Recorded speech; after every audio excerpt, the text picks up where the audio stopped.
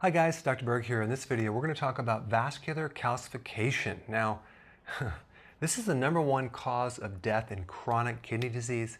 It's also the best predictor of heart attacks, way better than high cholesterol or anything with LDL. So calcification, what happens is the valves, the arteries, the aorta is becoming calcified, is becoming stiff. There's no more elasticity.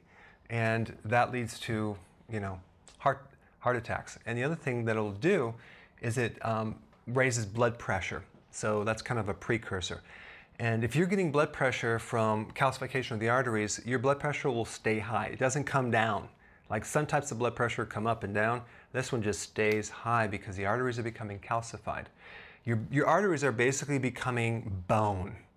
So there's a key vitamin, vitamin K2, responsible for inhibiting calcification and making sure that the arteries stay arteries and the bone stays bone. So it drives calcium from the vascular into the bone itself. So it's good for osteoporosis, osteopenia, and it's a kind of a calcification inhibitor.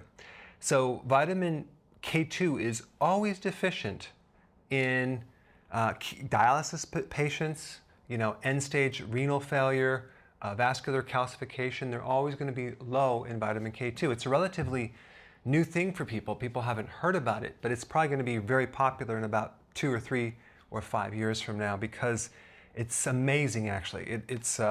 It basically can reverse hardening of the arteries. So you want to do your own research on that. Now, the other thing that works with vitamin K2 is D3. Vitamin D3 is also always deficient in chronic kidney disease as well as vascular calcification. And probably the reasons why it's low in kidney is because D3, the active form of D3, has to be converted through the kidney. And so if that doesn't happen, you're not going to absorb it. So therefore, you're going to have a lot of calcium issues. Okay? Where do you get K2? Well, you can get it from sauerkraut. You can get it from other fermented vegetables. There's also a fermented soy in Japan called natto. You can get that even as a supplement. It's also in all the grass-fed dairy, butter, cheese. It's in grass-fed meat. It's in like pasture-raised eggs, egg yolk.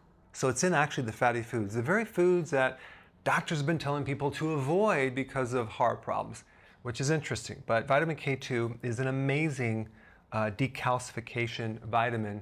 And if you're on warfarin or Coumadin, which is basically a blood thinner, unfortunately, that blocks this whole process. So you're going to be deficient in K2. So here you are preventing a clot, but then you end up getting calcification. So it's really a situation. So hopefully the doctor can give you other options, but that is a situation. So I just wanted to summarize. If you go to the doctor and you're checking your cholesterol levels, always have them check for calcification in your arteries, in the carotids, and see if it's a situation. And if it is, start loading up with K2. I'll put some links down below to get some more data. Thanks. What's the next part? What am I going to say? Take 5. Do it. And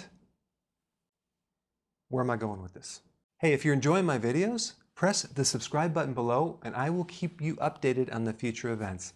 Thank you so much.